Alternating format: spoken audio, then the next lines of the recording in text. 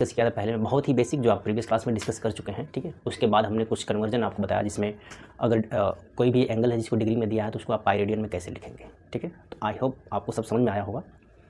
अगला क्या है, उसी पर बेस्ड ये एग्जाम्पल है, एक दो एग्जाम्पल और है। इसको डिस्कस करने के बाद आपका एक्सरसाइज हम सॉल्व करेंगे 3.1, ठीक है। तो एक आइए इस क्वेश्चन को देखते हैं। इस क्वेश्चन में क्या है, तो क्वेश्चन में यह है कि find the radius of a circle, मतलब कि कोई सर्कल है उसका हमें रेडियस निकालना है, इन विच a central angle of 60 degree intercept an arc of length 37.4 centimetre, ठीक है। पहले क्या है कि क्वेश्चन को समझना मस्ट है। अगर आपको क्वेश्चन समझ में आ जा रहा है तो आप बहुत आसानी से इसको सॉल्व कर सकते हो। देखो ये है सर्कल, ठीक है। ये एंगल क्या दिया हुआ है, 60 डिग्री है, ठीक।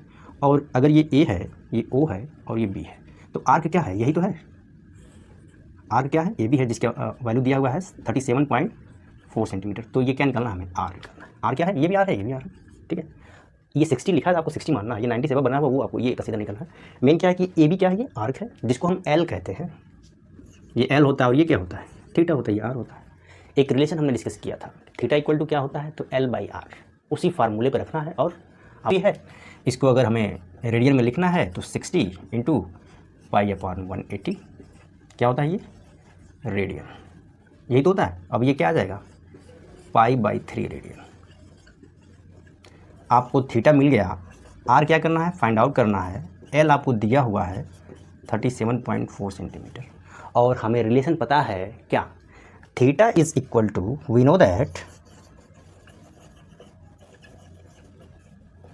Theta is equal to L by are.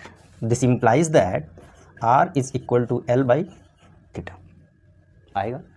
अब यहाँ से हमें r को फाइंड आउट करना है, तो आपको क्या करना रहेगा, r is equal to L क्या है, 37.4 अपॉन थीटा का क्या आ गया है यहाँ पर रेडियन में, पाई बाई 3। तो यानी ये हो जाएगा पाई इंटू 3, ठीक है। बस आपको अब इसी को कैलकुलेट करना है, जो आएगा वही आंसर होगा।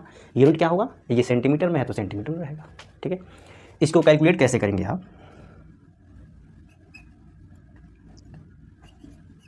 37 अपान क्या 22, ये क्या है 22। हमने क्या किया, पाई की वैल्यू 22/7 यूज़ किया लिया है।